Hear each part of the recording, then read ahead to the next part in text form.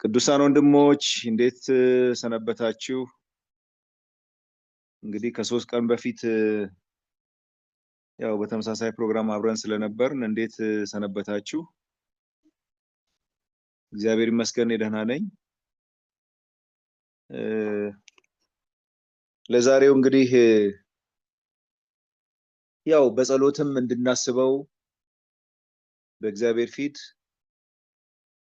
እንድናቀርበው የሚገባንም ያው መንፈሳዊ አገልግሎቱን ጭምር ስለሆነ የዛሬውን ትምህርት አንድ ርዕስ ሰጥቻለሁ። አንድነት የሚል እስቲ ርዕስ ሰተነው በዙሪያ ላይ እንግዲህ እግዚአብሔር የሚያስተምረንን እግዚአብሔር ደግሞ የሚያሳስበን ነገር እንጸልያለን። አንድነት በተለይ በቤተ ክርስቲያን ውስጥ በመንፈሳዊ ህብረት ውስጥ በጣም ትልቅ የህይወት ክፍል እንደሆነ ነው መጽሐፍ ቅዱስ የሚያስተምረን።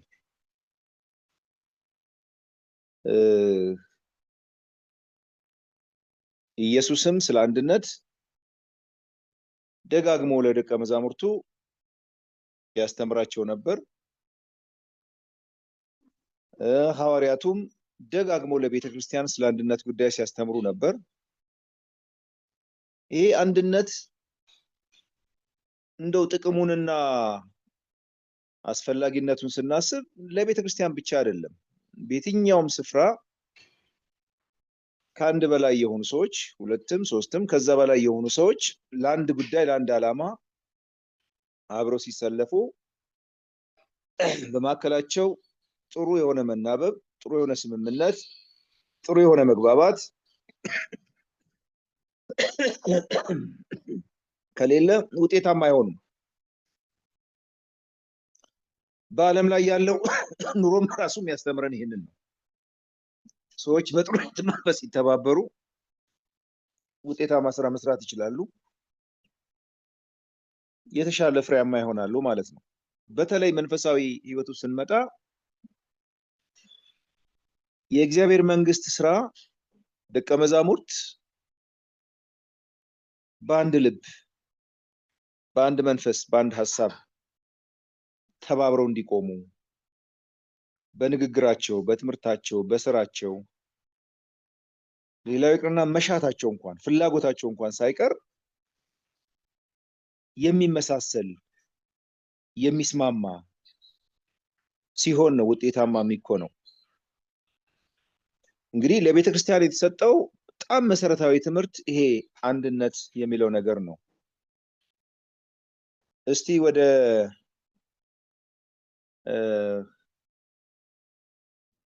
አዲስ ኪዳን ዮሐንስ ወንጌል እንሄድና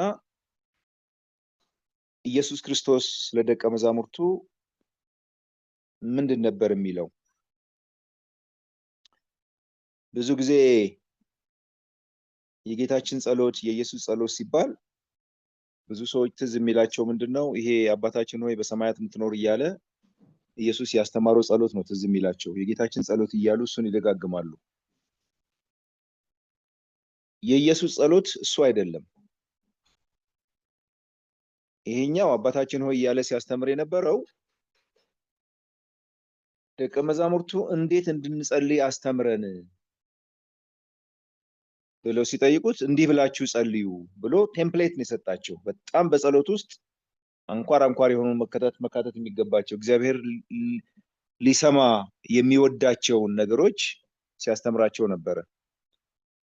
ዋናው የጌታችን ጸሎት የሚባለው ኢየሱስ ወደ አባቱ ሲጸልይ የነበረው ጸሎት ግን የዮሐንስ ወንጌል ምዕራፍ 17 ላይ ያለው ነው። ሙሉ ምዕራፉ እንዳለ ጸሎት ነው፣ የጌታ ጸሎት ነው። የሚጸልየው ወደ አባቱ ነው። ከዚህ ከሚጸልይባቸው አንኳር ነገሮች አንዱ ስለ ደቀ መዛሙርቱ አንድነት ነው። ኢየሱስ የሚጸልየው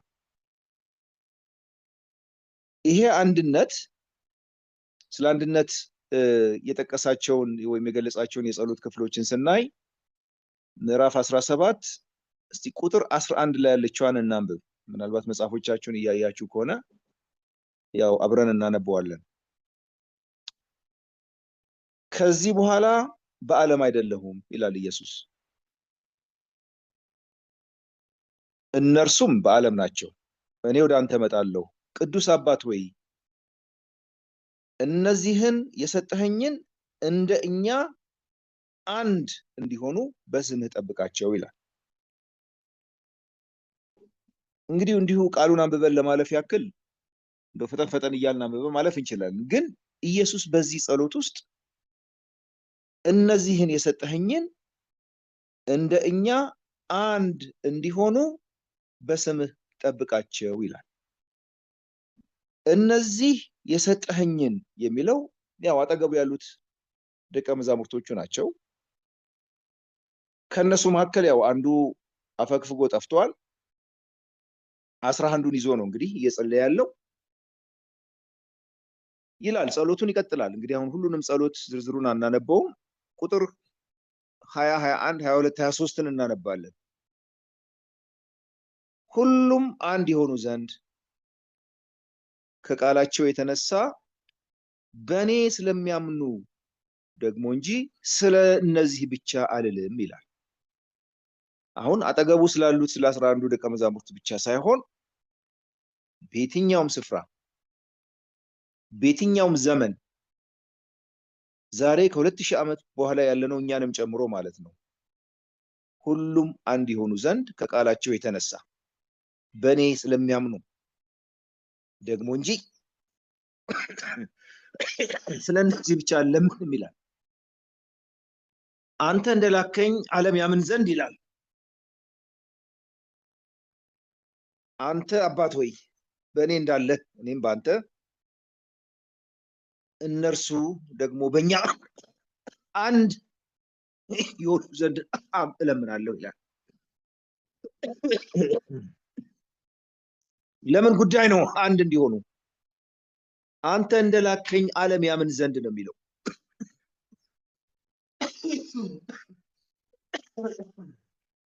የኛ አንድነት ነው ኢየሱስ የእግዚአብሔር ልጅ እንደሆነ፣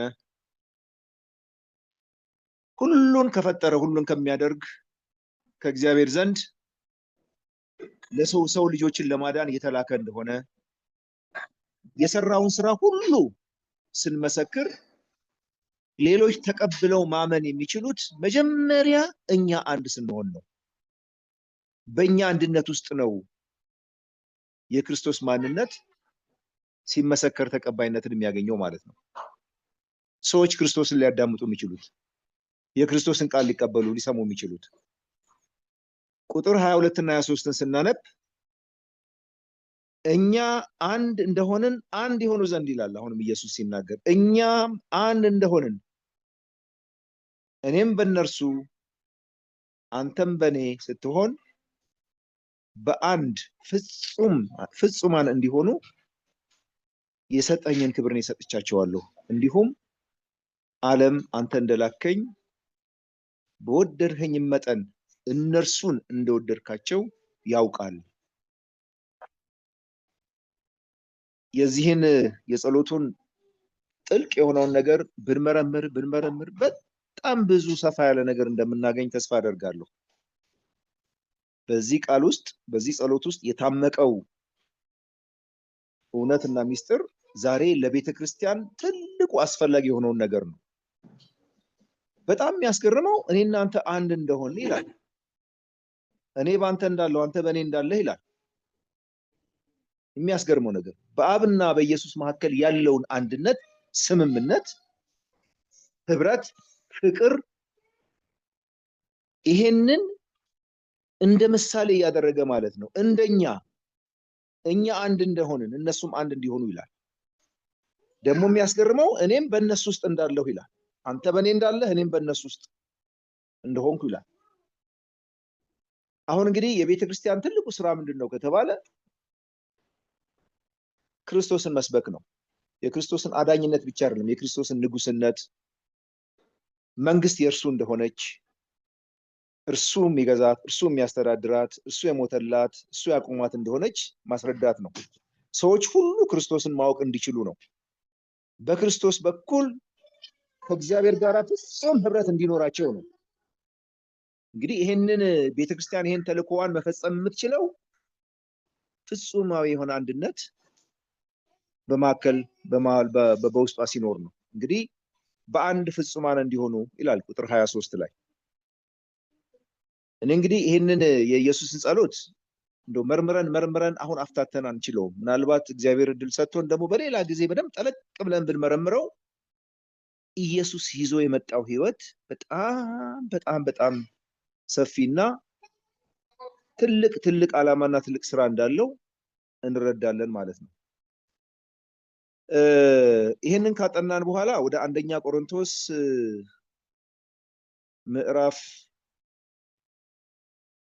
1 ቁጥር 10 ላይ እስቲ ሄደን እናንብብ።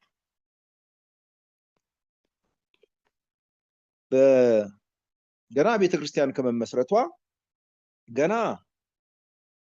ቤተክርስቲያን ቆማ አገልግሎትን ከመጀመሯ ይሄ በደቀ መዛሙርት መካከል ያለው ችግር ምክንያት እየፈጠሩ እርስ በርስ ለመለያየት የሚደረገው ሙከራ ያው ጳውሎስ ይሄንን ችግር ለማስተካከል የጻፈውን መልእክት ነው የምናነበው።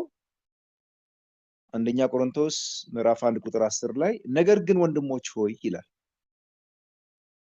ሁላችሁ አንድ ንግግር እንድትናገሩ በአንድ ልብና በአንድ ሐሳብ የተባበራችሁ እንድትሆኑ እንጂ መለያየት በመካከላችሁ እንዳይሆን በጌታችን በኢየሱስ ክርስቶስ ስም እለምናችኋለሁ ይላል። የጌታን ሐሳብ የጌታን ፈቃድ የምትፈልጉ ከሆነ እርሱን የምትወዱት ለሱ የምትገዙ ከሆነ በእርሱ ስም እለምናችኋለሁ አንድ ንግግር እንድትናገሩ አንድ ልብና አንድ ሐሳብ የተባበራችሁ እንድትሆኑ እንጂ መለያየት በመካከላችሁ እንዳይሆን ይላል። የመለያየት ችግሮች እንዳሉ አውቋል። አይሆፕ ይሄን ችግር የሚያስተካከለ ይመስለኛል። ያ ሁላችንም ይሄን ክፍል ስናነብ እንደምናውቀው የቆሮንቶስ ማህበር ውስጥ ያሉ ምዕመናን በሚያውቋቸው ምናልባት እንግዲህ ይሄንን የሰዎችን ስም ሲጠራ እኔ አጵሎስ እኔ የጳውሎስ እኔ የአጵሎስ እኔ የኬፋ እኔ ክርስቶስ ነኝ ትላላችሁ ይላል። ይሄንን አነጋገር እንደው ለምሳሌ ነው የተጠቀመበት ወይስ በእርግጥም እነዚህን አገልጋዮችን እንደ ቲፎዞ እንበለው ወይስ ደግሞ እንግዲህ እኔ ጳውሎስ እኔ ተከተሉኝ ብሎ መጀመሪያም አላስተማረምም መንገድም አልሰጠም ወይም ደግሞ በእኔ ስም ለብቻ ተደራጁም አላላቸውም አጵሎስም አላለም ኬፋም አላለም። የሚያስገርመው ደግሞ እኔ ክርስቶስ ነኝ ብሎም ደግሞ ለብቻ የተደራጀም አለ። እንዲህ ብላችሁ አትከፋፈሉ ነው የሚለው። እንግዲህ ከባዱ ፈተና ምንድነው? የሰው ልብ በጣም አስቸጋሪ የሚሆነው ምንድነው? ሁሉ ጊዜ ምክንያት ካገኘ ለመለየት፣ ሁሉ ጊዜ የመሻከር መንፈስ መዓት ምክንያት ይኖራል ሰዎች ለመለያየት። በገንዘብ ጉዳይ በጥቅማ ጥቅም ጉዳይ ሊለያዩ ይችላሉ። በክብር ጉዳይ በስልጣን ጉዳይ ሊለያዩ ይችላሉ።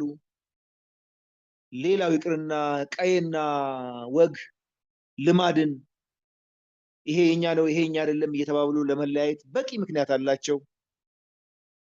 በቤተ ክርስቲያን ውስጥ ግን እነዚህ ሁሉ ምክንያቶች ጠፍተው ክርስቲያኖች አንድ ያደረጋቸውን በስሙ የተሰበሰቡበትን ክርስቶስን ምክንያት አድርገው በሱ ስም አንድ እንዲሆኑ ማለት ነው። እንግዲህ በመጀመሪያው ክፍለ ዘመን ውስጥ የነዚህ ሰዎች ችግር ያው እንደ ምሳሌ ሆኖ ተቀምጦልናል። ከዛ በተረፈ መለያየት የሚለው ነገር እንግዲህ እነ ጳውሎስም ደጋግመው አስተምረዋል። በተለያየ ምክንያት እርስ በርሳቸው ደቀ መዛሙርት ሲናቆሩ፣ ሲጨቃጨቁ፣ ሲጣሉ እንግዲህ መጨረሻ ላይ ምንድነው የሚለው? እንዳትጠፋፉ የሚል ጥቅስ እንደተጻፈ እናስታውሳለን። እርስ በርሳችሁ ስትነካከሱ እንዳትጠፋፉ ይላል። መውደቅ አለ፣ መሰናከል አለ። ከክርስትና እምነት ጭራሽ እየወደቁ መሄድም አለ። ምክንያቱም ይሄ እልህኝነት የሚባል ቅናት የሚባል ከኔ እኔ ያልኩት መሆን አለበት፣ እሱ ከኔ አይበልጥም፣ እኔ ከሱ የተሻልኩ ነኝ፣ እርሱ በምንድን ነው ይሄን የሚያመጣው ምናምን የሚባል ይሄ እርስ በርስ የመናናቅና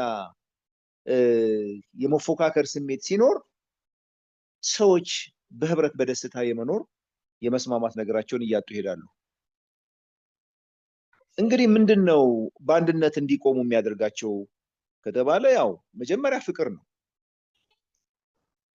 በወንድማማቾች መካከል በክርስቲያኖች መካከል ፍቅር ካለ ሁልጊዜ መከባበር አለ፣ መተሳሰብ አለ።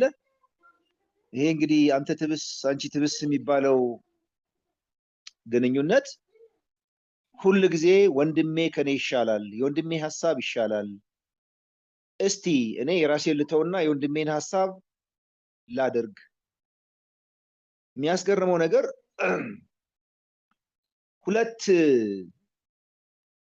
ወንድማማቾች ሁለቱም በዚህ መንፈስ የሚያስቡ ከሆነ ማለት ነው። ሁለቱም አይ ያንተ ይሻላል ያንተ ይሻሻል የሚባሉ ከሆነ በጣም የመስማማት ነገር አለ። ምናልባት ሁሉ ጊዜ አንዱ ብልጥ ልሆን ብሎ ሁሉ ጊዜ በጭቅጭቅ እኔ በቃ እኔ ብቻ ነው ተቀባይነት እኔን ያለ የሌላውን ሰፕሬስ እያደረገ ለመኖር የሚፈልግ ከሆነ ሁሉ ጊዜ አያዋጣም። አንድ ጊዜ ሁለት ጊዜ ከተለቀቀለት በኋላ በሌላ ጊዜ ግን ባህሪው የታወቀ ከሆነ ስግብግብ ከሆነ ሁሉ ጊዜ የኔ ይሁን ይባል ከሆነ ማንም ይስማማው የለም። አንዱ የኔ ብቻ ይሁን የሚለው ነገር ነው ወደ መለያየት የሚያመጣው ማለት ነው። ምናልባት እድል ተሰጥቶት እስቲ ይሁን ያንተ ሐሳብ ያንተ ፈቃድ በዚህ ውስጥ ይሁን ተብሎ እድል ተሰጥቶት አሁንም ሌላ ጊዜ የኔ አሁንም በሌላ ጊዜ የኔ እያለ የሚጨቃጨቅ ከሆነ በመጨረሻ እንደዚህ አይነት ሰው ተቀባይነትን አያገኝም ማለት ነው። መጨረሻ ላይ አይ እኔን የማትቀበሉኝ ከሆነ በዚህ መንገድ አልሄድም ይልና ወደ መለየት ነው የሚሄደው። ብዙ ጊዜ የኔ ሐሳብ ብቻ ይሁን የሚሉ ሰዎች የነሱ ሐሳብ ተቀባይነት ባላገኘ ጊዜ ወደ ማኩረፍ ሌላው ወደ መግፋት ደረጃ ይገባሉ። ዞሮ ዞሮ በቤተ ክርስቲያን ውስጥ የአንድነት ተቃራኒ መለያየት እንደሆነ እናውቃለን። የመለያየት ስራ የመከፋፈል ስራ ከዲያብሎስ ነው። ምንጊዜም መዘንጋት የሌለብን የፈለገው ምክንያት ቢኖር ያ ለመለያየት በወንድማማቾች መካከል በቤተ ክርስቲያን ውስጥ የገባው ምክንያት ከዲያብሎስ ነው። ከእግዚአብሔር የሆነ ከክርስቶስ የሆነ የሚለያይ አንዳችን ጉዳይ የለም።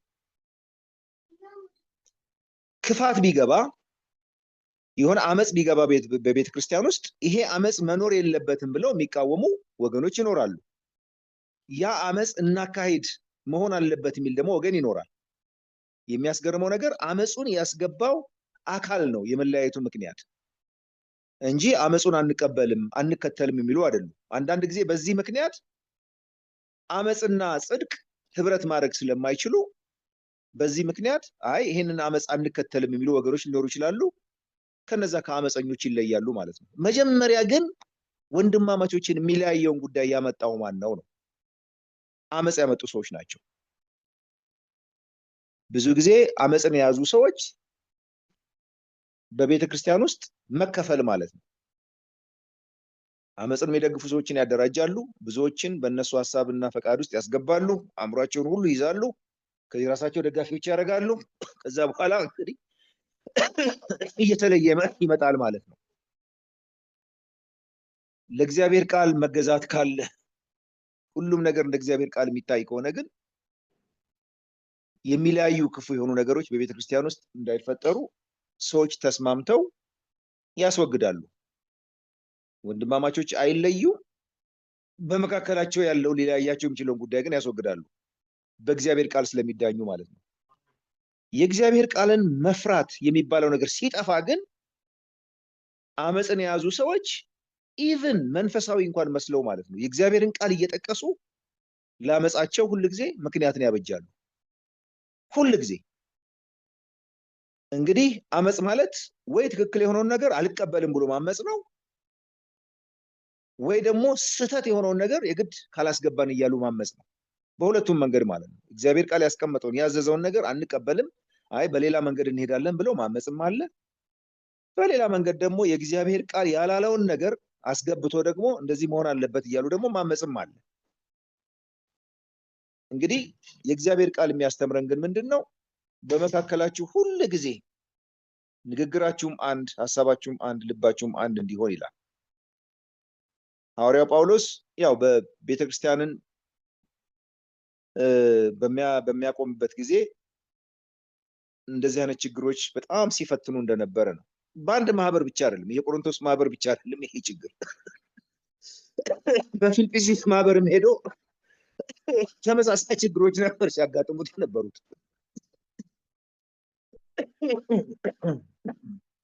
ፊልጵስዩስ ማህበር ውስጥም ልክ ተመሳሳይ ማለት ነው። እንግዲህ በተለያዩ ማህበሮች ውስጥ ምክንያቱም ቤተክርስቲያን አንድ ሆና እንድትቆም የወንጌል ስራ፣ የእግዚአብሔር ቃል ትምህርት ሁል ጊዜ አንድነትን፣ ፍቅርን፣ ህብረትን ነው የሚሰብከው። በተቃራኒው ደግሞ ማለት ነው ይሄንን አንድነትና ህብረትን የማይፈልግ ኃይል ደግሞ መለያየትን፣ መናቆርን፣ መጣላትን፣ መከፋፈልን ነው የሚያስተምረው። እንግዲህ በመጀመሪያው ክፍለ ዘመን የነበረችው ቤተክርስቲያን እንግዲህ የመጀመሪያው አንደኛው ክፍለ ዘመን ስንል ያው በነ ሐዋርያቱ ዘመን ማለት ነው። እንግዲህ የሐዋርያት ዘመን እየተባለ የሚጠራው የመጨረሻው የዮሐንስ ራእይ እንኳን የተጻፈበትን ጊዜ ስናይ ወደ 96 97 ይላሉ። እንግዲህ የመጨረሻው ጸሐፊ የሚባለው እሱ ነው። እንግዲህ በዛን ዘመን ውስጥ ገና ቤተክርስቲያን ሀ ተብላ እየተቋቋመች የተስፋፋችበት የነበረበት ዘመን ነው። እንግዲህ በዛ ዘመን እንኳን ብዙ ፈተና ነበራቸው፣ መለያየት ነበረ። በቤተክርስቲያን ውስጥ ብዙ አይነት ችግር የሚፈጥሩ ሰዎች ሲፈጠሩ ነበር።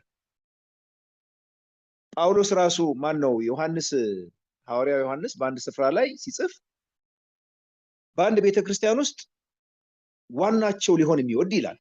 በቃ አለቃ ለመሆን ገዢ አስተዳዳሪ ለመሆን የሚወድ ሰው ስሙም ዲዮጥራጥስ የሚባል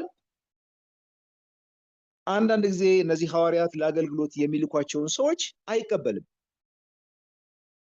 ሊቀበሉ የሚፈልጓቸውን ሰዎች ሁሉ ከቤተክርስቲያን እየተቃወመ ያስወጣል።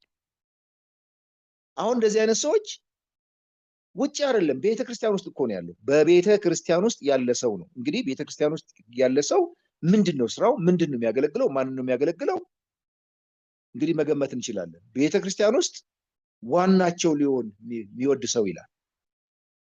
ሁል ጊዜ እቺ ስልጣን የምትባል ነገር፣ ጥቅማ ጥቅም ያለባት ነገር፣ የክብር ጉዳይ የሆነች ነገር፣ የወገንተኝነት የሆነች ነገር፣ እንደዚህ ያለ ነገሮች በቤተክርስቲያን ውስጥ ሁል ጊዜ ለመለያየት ፈርቀዳጆች ናቸው ማለት ነው። መንገድ ቀዳጆች ናቸው። ከዛ በኋላ ያ መንገድ እንግዲህ ሌላ ምክንያት እየጨመረ እየሰፋ ሲሄድ ከዛ በኋላ ሰዎች ወደ መለያየት ይሄዳሉ። ስለ መለያየት ጉዳይ ስናጠና በእግዚአብሔር ፊት ምንድነው መለያየት የሚባለው ነገር ያለው? እንግዲህ እንደው ቃሉን እንደው ጥቅልል ለማድረግ አይደለም። ከክፉ ነገር መለየት እግዚአብሔር የሚያዘው ትእዛዝ ነው። አመጽ፣ ክፋት፣ እርኩሰት ካለበት ነገር ከእንደዚህ አይነት ነገር ጋር አንኖርም ብሎ መለየት እግዚአብሔር ወደሚፈቅደው መንገድ የመምጣት ህይወት ነው። ነገር ግን ይሄ በእግዚአብሔር ህብረት ውስጥ እግዚአብሔርን በሚያመልኩ ወንድሞች መካከል ያለው ህብረት ውስጥ የመለያየት ጉዳይ በሐሳብ፣ በተግባር፣ በመሻት ኢቭን እንኳን አብሮ ተባብሮ አንድ ነገር ለመስራት ሌላው ይቅርና ለመጸለይ እንኳን አንድ ልብና አንድ ህብረት ከሌለ ፍሬያማነቱ በጣም አጠያያቂ ነው የሚሆነው፣ ከእግዚአብሔር ዘንድ መልስ ለማግኘት እንኳን ማለት ነው። በአንድ ስፍራ ላይ ኢየሱስ ራሱ ሲናገር ይመስለኛል ከእናንተ ሁለቱ ተስማምተው አንዳች ቢለምኑ ከአባቴ ዘንድ ይሆንላቸዋል ይላል። ከእናንተ ሁለቱ ይላል በአንዳች ነገር ተስማምተው ቢለምኑ ይላል። እንግዲህ ምን አይነት የመስማማት ደረጃ ቢሆን ነው በጸሎት ከእግዚአብሔር ዘንድ ጥያቄያችን እንዲመለስልን የሚያስችል አንድነትና ህብረት፣ ስምምነት ሊኖር የሚችለው? የመለያየትን ጉዳይ ስናነሳ በመጽሐፈ ምሳሌ ላይ የተጻፈ ነገር አለ። እግዚአብሔር 6 ነገሮችን ይጠላል ካለ በኋላ 7ንም ይላል። 7ኛዋን ነፍሱ አጥብቃ ትጸየፈዋለች ይላል። ምናልባት ቃል በቃል እነዛን ነገሮች ብናያቸው ነፍሱ አጥብቃ ትጸየፈዋለች የሚለው የመለያየትን ስራ የሚሰራን ሰው ነው። በወንድማማቾች መካከል ጠብን የሚዘራ ይላል። በተለይ በመንፈሳዊ ህይወት ውስጥ ሰዎች እርስ በርሳቸው እንዳይስማሙ እንዳይደማመጡ የሚያደርግ አሰራር እግዚአብሔር ፈጽሞ በቃ በጣም አጥብቃ የምትጸየፈው እያለ ነው የሚናገረው። ምክንያቱም መለያየት የሚባለው ነገር በእግዚአብሔር ዘንድ በጣም ክፉ ስራ፣ አጸያፊ ስራ ሆኖ ስለሚገኝ ማለት ነው። አንደኛ የዲያብሎስ ስራ ይሄ ነው። ክርስቲያኖች በህብረት እንዲቆሙ፣ በህብረት እግዚአብሔርን እንዲያመልኩ፣ በህብረት እግዚአብሔርን እንዳያመልኩ፣ በህብረት የወንጌል አገልግሎትን እንዳይሰሩ ሁሉ ጊዜ በመለያየት ተንኮል ማለት ነው ቤተክርስቲያንን ሊያፈርስ፣ ቤተክርስቲያንን ሊያዳክም ሰይጣን እየሰራ ያለው ተሳክቶለታል። በሚያስገርም ሁኔታ ሰይጣን በብዙ መንገድ ተሳክቶለታል ይህን ስራ ለመስራት። ምክንያቱም አሁን ባለንበት ዘመን ክርስቲያን ነኝ የሚል ክርስቶስን የሚጠላ ክርስቶስን የሚጠራ ክርስቶስን እግዚአብሔርን አመልካለሁ ብሎ የሚጠራ ምን ያህሉ ነው የአንድነት መንፈስ ያለው? በዛው ልክ የመለያየት ምልክት የሆነው ምንድነው? ሁሉ ጊዜ አዳዲስ ቸርች እየተባለ የሚፈለፈለው ለምንድን ነው? ከሌላው ጋር ስምምነት ስለሌለው ነው። ለብቻው ተለይቶ ስለመውጣት። ከዛ ጋር ህብረት ታደርጋለህ፣ ከዚህ ጋር እቺ የዲፕሎማቲክ ህብረት አይደለችም። እቺ የፖለቲካል ዲፕሎማቲክ ህብረቷን አይደለም የምናወራው። የአምልኮ ህብረት፣ የመንፈስ ህብረት ነው የምናወራው። የመንፈስ ህብረትን ካወራን ቤተክርስቲያን አንድ ናት። ስለዚህ አሁን አንዳንድ ጊዜ የመለያየቱ ምልክት በዘመናችን በጣም እየከፋ ነው የሚሄደው። ማንም ከልቡ ሌላውን አዳምጥ፣ ማንም ተስማምቶ አብሮ መስራትም አይችልም። ሁሉም የራሱን ነው የሚሰራው። መጀመሪያ የእግዚአብሔር ቃል የሚያዘን ምንድነው ነው? የእግዚአብሔር ቃል የሚያዘን አንድ ልብ ይኖራችሁ፣ አንድ ንግግር ተናገሩ፣ አንድ ህብረት፣ አንድ ቤተክርስቲያን፣ አንድ ጥምቀት፣ አንድ አምላክ፣ አንድ እያለ ነው የሚናገረው። እኛ ሰዎች በራሳቸው መንገድ የሆነ ነገር ከፈጠሩ በኋላ ጀስቲፋይ ሊያደርጉት ይሞክራሉ፣ የሆነ ጥሩ ምክንያት ሊሰጡት ማለት ነው። በመጀመሪያ ጳውሎስ እኔ አጵሎስ ነኝ፣ እኔ ጳውሎስ ነኝ፣ እኔ ከፋ ነኝ እያላችሁ ለምን ትከፋፈላላችሁ? ክርስቶስ ተከፋፍሏልን ብሎ ይጠይቃል። ይሄ የአንድነትን መፍረስ የአንድነትን መበላሸት ምልክት ነው እያሳያሉ። አይሆንም ነው የሚለው። አይ ጥሩ ነው፣ አንተ የኬፋም ሆን አንተ የጳውሎስም ሆን አንተ የአጵሎስም ሆን ዞሮ ዞሮ ያው ክርስቶስን ስለሆነ የምናመልከው ሁላችንም ምንም ችግር የለውም ብሎ አላጸደቀላቸው። በቤተ ክርስቲያን መካከል መለያየት የሚባል ነገር መኖር የለበትም። አንድ ልብ ይኖራችሁ እያለ ነው የሚናገረው። አንድ ልብ። እግዚአብሔር ይሄን የልብ አንድነት ይስጠን። እግዚአብሔር ይሄንን የመንፈስ አንድነት ይስጠን። ጸሎታችንን በእግዚአብሔር ዘንድ ተቀባይ እንድትሆን፣ አገልግሎታችንም ሁሉ ፍሬያማ እንዲሆን ክርስቶስን እንደሚገባ ለሰዎች ማሳየት እንድንችል ማለት ነው።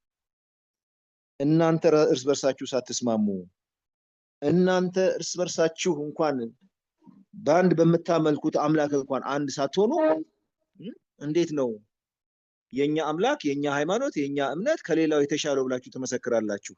ክርስትናን የሚያጣጥሉና የሚያናነቁ ሰዎች አንዱ ይሄንን ነው። አንዱ መዋያቸው ይሄ ነው። ምክንያቱም ክርስቶስን ለማክበር ክርስቶስን ከፍ አድርገን በዓለም ለማሳየት መጀመሪያ እኛ ስሙን የምንጠራው አንድ መሆን አለብን። የሱ ትእዛዝ ስለሆነ የሱ ፈቃድ ስለሆነ ማለት ነው። ስለ አንድነት በጣም ብዙ ነገር በመጽሐፍ ቅዱስ ውስጥ ተጽፏል። ይሄ የእግዚአብሔር ፈቃድ ነው።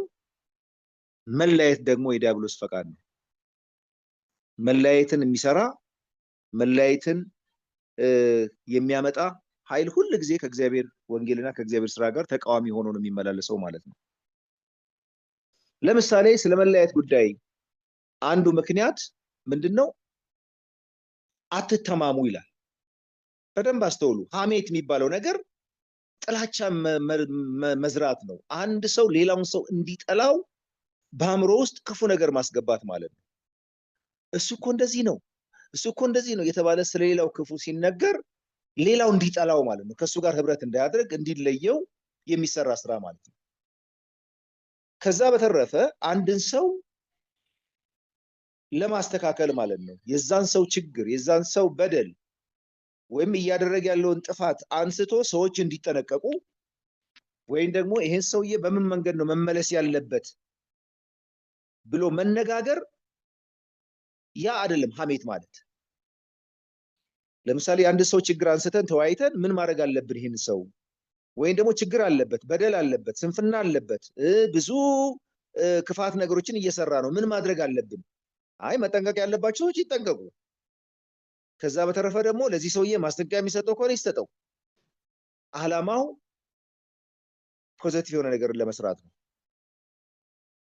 ሐሜት የሚባለው ግን ምንድነው? ማጥላላት ነው፣ ማቆሸሽ ነው፣ ማጉደፍ ነው፣ ክብሩን ማርከስ ነው አንድን ሰው። ከዛ በኋላ በዛ ሰውዬ ላይ ጥርጣሬ ነገር መንዛት ማለት ነው። ከዛ በኋላ ሰውየው ምንም ነገር የማያውቀው ነገር ሊኖር ይችላል። ከዛ በኋላ ሰዎች ይሸሹታል፣ ያፈገፍጉታል፣ ይጠሉታል፣ ይጸየፉታል። ከሱ ጋር ህብረት ለማድረግ አይስማሙም። ስለዚህ አንዱ የመለያየት ዘዴ ይሄ ነው። ይሄንን ነው ደግሞ እግዚአብሔር እጅግ አጥብቃ ትጸየፈዋለች እያለ መጽሐፈ ምሳሌ ላይ የሚነግረን። የእግዚአብሔር ነፍስ አጥብቃ ትጸየፈዋለች፣ በወንድማማቾች መካከል ጠብን የሚዘራ ይላል። ሐሜት ራሱ አንዱ ጠብን የመዝሪያ መንገድ ነው። ከዛ በተረፈ ግን ያንን ሰው በችግር ውስጥ ያለውን ሰው ወይ ደግሞ በደል ውስጥ ያለውን ሰው ፊት ለፊት አግኝቶ መገሰጽ ያስፈልጋል፣ መከራከር ያስፈልጋል። ምናልባት እኔ ትክክል ነኝ ብሎ እንኳን ወይ ደግሞ በአመፅ መንገድ ውስጥ እየሄደ እንኳን ሊጸና ቢሞክር እንኳን ነው በጭራሽ ይሄን ማድረግ የለብህም የሚል ትግል ያስፈልጋል እንጂ ከበስተጀርባው እየሄዱ የእሱን ስም እያጠፉ እየነዙ ሌሎች እንዳይቀበሉት፣ ሌሎች እንዲሸሹት፣ ሌሎች እንዲጠሉት የማድረግ አዝማሚያ ግን የዲያብሎስ መንፈስ ስራ ነው። ስለዚህ አሁን ሐሜት የሚባለው ነገር እርስ በርሳችሁ አትተማሙ የሚለው በመተማማት ውስጥ ነው መርዝ የሚዘራው፣ የመለያየት መርዝ ማለት ነው። እንግዲህ ስለ አንድነት ስናወራ ሁሉ ነገር ግልጽ ነው። አንድ ሰው ድካም ቢኖርበት እንኳን በድካሙ ይወቀሳል፣ ይመከራል። ለምንድን ነው ይሄን የምታደርገው? ይሄ ማድረግ ተገቢ አይደለም፣ ይሄ ነገር መስተካከል አለበት ብሎ ሰው የሚወደውን ሰው ዝም አይለውም፣ ከበስተጀርባውም ሄዶ አያወራው። ለዚህ ነው አንዳንድ ጊዜ ፊት ለፊት ተነጋገሩ ይለናል። እውነትን ተነጋገሩ ነው የሚለን እግዚአብሔር ቃል። መዋሸትም አያስፈልግም፣ ማስመሰልም አያስፈልግም። በቤተ ክርስቲያን ውስጥ ሁሉ ጊዜ ሁሉ ነገር እውነት ስለሆነ ድካሜን ፊት ለፊት የሚነግረኝ ሰው፣ መስተካከል አለብህ ብሎ የሚነግረኝ ሰው ያድነኛል፣ ይመልሰኛል ከስንፍናዬ ከድካሜ ማለት ነው። ከዛ በተረፈ ግን የኔን ድካም ምክንያት አድርጎ ከሌሎች ጋር ሊለያየኝ፣ ሊያጣላኝ፣ እንድጠላ ሊያደርገኝ የሚሞክር ሰው ካለ የዲያብሎስን ስራ ነው እየሰራ ያለው ማለት ነው። ዛሬ በተለያየ መንገድ በቤተ ክርስቲያን ውስጥ እንደዚህ አይነት የክፋት ስራዎች ሲሰሩ እናያለን። ምናልባት በአንድ ወይም በሌላ መንገድ ሰዎች በሆነ ነገር ሲናቆሩ ወይም ደግሞ እርስ በርሳቸው ሲሻከሩ ፈጥኖ የሚደረገው ምንድነው? አንዱ በአንዱ ላይ የሐሜት ፍላጻዎችን መወርወር ነው። ይሄ ደግሞ በቤተ ክርስቲያን ውስጥ የዲያብሎስ የክፋት ስራ ነው። በጸሎት ተባብረን እንኳን መጸለይ እንትን አንችልም። እዚህ ላይ በደንብ አስተውሉ።